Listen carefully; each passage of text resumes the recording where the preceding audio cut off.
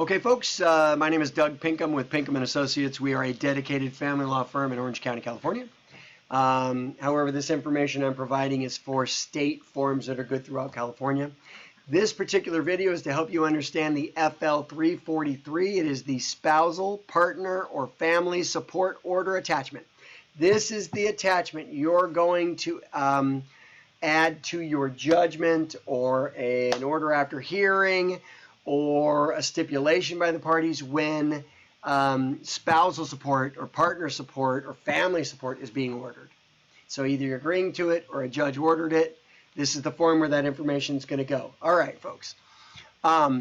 First at the top, just like every form, put the, like I say, each time, I know that some of you are watching this form, have it right on your screen. Follow along by line. That's line by line. That's great. Those of you that do not have the form attached, there's a link below. Click the link, print the form, and follow along line by line. It'll help you out greatly. All right, so let's go to the top of the FL 343. The petitioner's name, list the petitioner's name, the respondent's name, and the case number. Those are true and needed on the top of every form. Then you're going to mark the box that's associated with the form that you're attaching this to. So if you're attaching this form to a judgment, mark the judgment.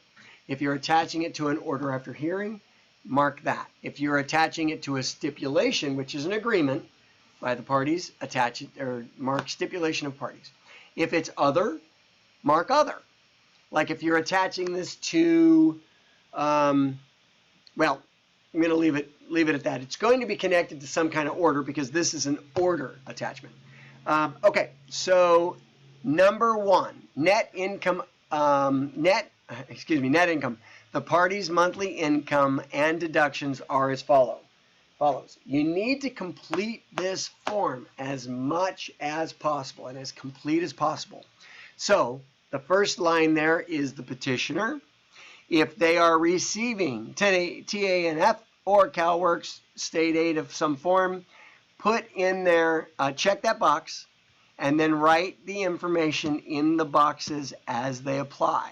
If you don't know net disposable income, then you obviously can't fill it in, but do your best. If the respondent is receiving CalWORKS or other state aid, mark that.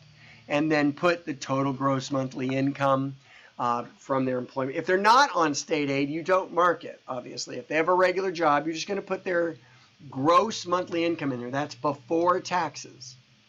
If you know the net monthly or the total monthly deductions, which I don't know how you'd know that about the other party, but you can know it about yours. And then total hardship deductions, that's probably not going to apply. And then net disposable income, that's net monies at the end. If you have done a child support or a spousal support calculation and you want to attach it, you can. These are for, it's going to have a note there that say temporary support only. If you are asking for a permanent support order, and in California it's not permanent forever. We don't have spousal support orders forever. We don't have that order. They might in effect go forever for a very, very long time, but we don't have spousal support forever orders. But those, what we call permanent spousal support orders at the end of a divorce process or legal separation case, the judges are not allowed to use a calculation. They're not allowed to use the disomaster or the ex-spouse or any of those calculations. So if you're asking for permanent orders at the end of a divorce judgment, you're not going to attach that anyway. 3 says a judgment for spousal or partner support.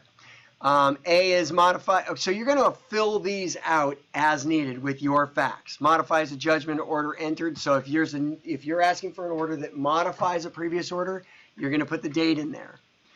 B is the parties were married on married for a specific number of years and months. This is really important when you're dealing with spousal support because the longer the marriage, the longer you're paying support. And just so you know, there's a big break in the difference on spousal support at about the 10-year mark. It's not locked in exactly 10 years, but generally less than 10 years is a short-term marriage in California, and generally speaking, the law says that spousal support will be paid for half the length of the marriage. Greater than 10 years, the court does not have the jurisdiction to place a termination date on the spousal support unless the parties agree. So if you're married for more than 10 years, a spousal support award is going to be for an indefinite period of time, which means to say somebody's going to have to go in and modify it or terminate it later to change it. That's just the law. And again, that doesn't mean forever. It just means for an indeterminate amount of time. All right, so C says the parties were registered as domestic partners. So if it's a domestic partnership and not a marriage, they also want to know the years and months length of that partnership. And it works effectively the same way. Parties are both self-supporting, as shown in Declaration for Default and Uncontested Dissolution, which is another form, the FL 170. If that's true, mark it. If not, don't mark that. The marital standard of living, E. This is actually quite important, and these days becoming more important. I'm seeing it's always been required. It's an interesting little thing with the with California law. There's lots of little technicalities that sometimes the courts get a little lazy on, and we kind of dodge them, and we don't really need to go into the details all the time. These days, the pendulum is swinging back towards really needing to know and understand and make orders relative to the standard of living. Well, the standard of living, I recommend doing more than just saying, oh yeah, we had a middle class living, or we had an upper middle class lifestyle. You want to list what kind of house you lived in, how many square feet, what neighborhood. And there might not be enough room here to do this. And if you need more room, just take a single sheet of paper out, and it has a little box here, and it says See Attachment 3D. And they have that for a reason. You're going to want to put down there, did you take vacations? What kind of vacations? Where'd you go? How long were those vacations? How many vacations did you take a year? Did you also take 3 or 4 day weekends to Vegas? Did you, throw away $15,000 or $20,000 on gambling when you went to Vegas on these 3 or 4 or 5 trips a year? Did you take cruises that cost $15,000 a piece? Do you, what kind of cars do you drive? Do you drive a late model Mercedes all the time? Was there always a leased, Porsche in the driveway? Was there, or did you drive, a 16-year-old Toyota Camry that had dents in both sides and, bald tires? You want to list this kind of stuff. You want to put the lifestyle and with as much detail. Did you go to nice restaurants? Did you never, ever, ever go out to eat? Did you live on ramen and rice? I mean, we lived super conservatively. There is an interesting thing. I have seen both of these aspects, and you want to spell this out. If you may have, let's say it's Dr. Other Party again, and let's say your Dr. Other Party makes $260,000 a year, and you are a certified, you're an accountant, and you're a CPA, and you earn $180,000 a year. So together, you guys are making, over $500,000. But you live in a very middle-class house in, a middle-class neighborhood. You drive 8-year-old cars. They're in good shape, but they're not valuable.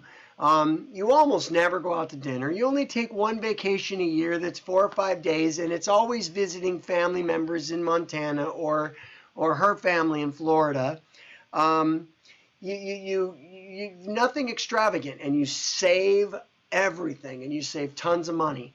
That's a different kind of lifestyle than, let's say, for example, one party makes $60,000 and the other one makes, $75,000. So you got $135,000 a year in income, but you drive brand new cars and you're pinching and saving every single dollar so you can make your, $6,245 a month house payment.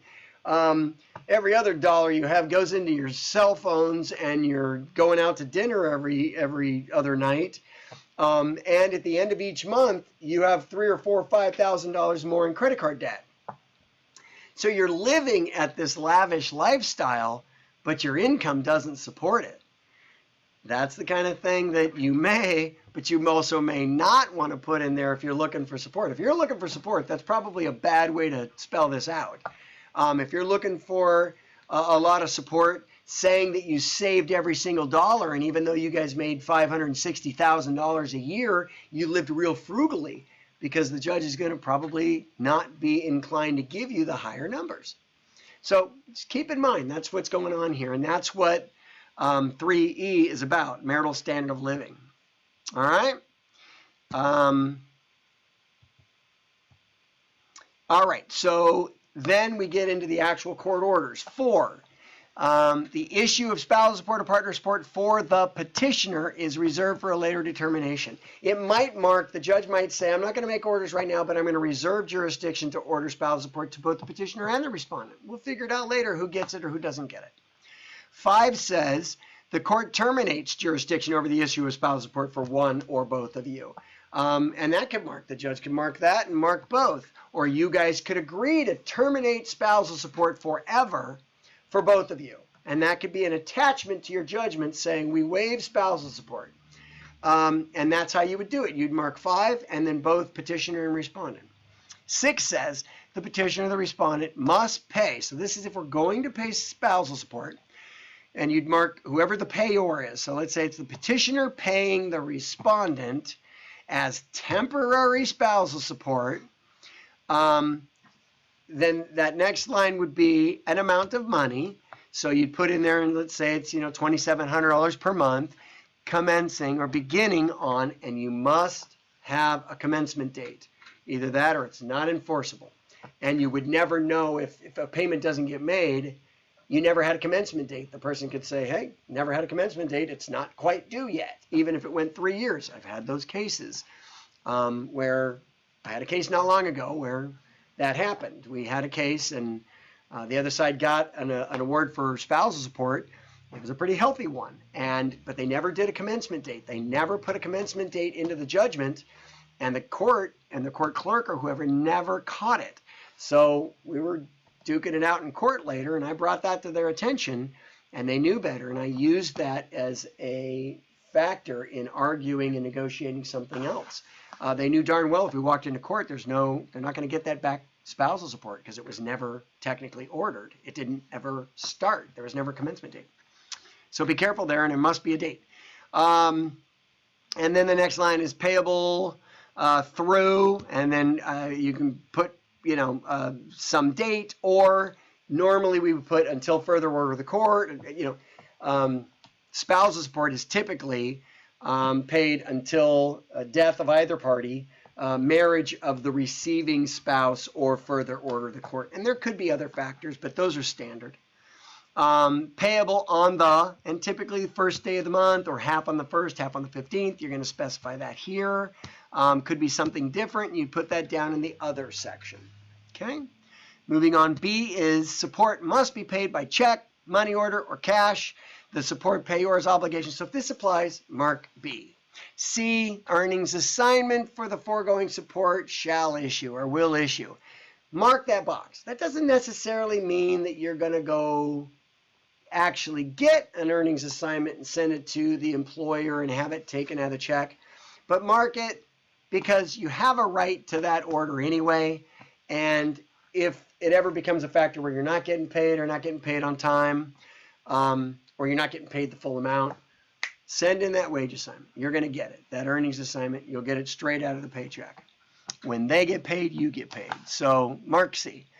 D, if you're the one putting it together and you're the one paying, you may not want to mark C. But anyway, moving on. D, service of the earnings assignment is stayed provided the payor is not more than, and you can say not more than 5 days late, on the payment of spousal, family, or partner support. So you can mark C and say, hey, I get this order. I get the right to do this earnings assignment, but I'll hold off. I'll mark D, and I'll hold off until you're late. And if you're late more than 5 days, 7 days, 10 days, 3 days, whatever it is, then I'll send it in. So if they're never more than 5 days late, you might want to put a nice healthy number in there. Put 7 in there. So I mean, if there's ever an extreme and they have to go 6 days late or something, then they can, and they're not going to get crushed. But if they do go 8 days late, you can send in that assignment. You don't have to if it says that, but you can. All right, moving on to page 2. Again, at the top, petitioner, respondent, case number. Fill that in. 7 is the petitioner or the respondent should make reasonable efforts to assist in providing his or her support needs. This is what's known as a Gavron warning. It's not a specific Gavron warning because it doesn't say Gavron, but this is kind of what this means. It's basically saying that you also need to assist in your own support. So if you have the ability to earn, you should be trying to earn some income for yourself. If this is marked, it is a warning. It is a legal warning that the other side can use in the future to come back and say, look, she was warned that, we can come back into court and we can do this. And someday it might get canceled. We might terminate the spousal support. So if you're concerned about this in any way, I would get on this issue specific advice from an attorney regarding the Gavron warning or a Gavron warning. G-A-V-R-O-N, Gavron. It's a family law case in California. 8, the parties must promptly inform each other of any change of employment, including employer's name, address, telephone number. If there is a spousal support order of any kind, mark 8, period. Moving on. 9, this order is for family support. This is important. Both parties must complete and file with the court a child support case registry form, FL 191. I have a video on that. And it must be filed with the court within 10 days of this order. Again, I always fill out the FL 191 and I submit it with any child support or spousal support order at the time I'm submitting the order. That way you don't have to try to remember to do it later and miss and then get your hand slapped. So just do it now. And I have a video on it, so just do it. The parents must notify the court of any change of information submitted within 10 days of the change of filing an updated and file an updated form. So if your address changes, if your employer changes, you're supposed to fill out a new FL 191 and submit it to the court. You also must give the FL, is it 192? Yeah, the FL 192, the response to health care and how to change orders information form. I have a video on it. It's a 2-minute video. Go watch it. It's just an information form. But that gets attached with support orders. 10 is a notice.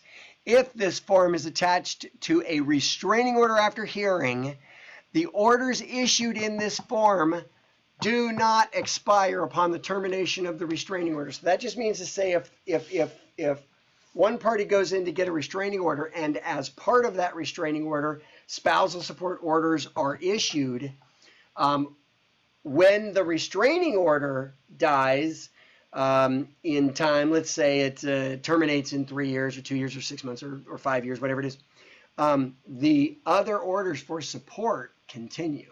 So it doesn't terminate with the termination of the restraining order. That's what 10 says.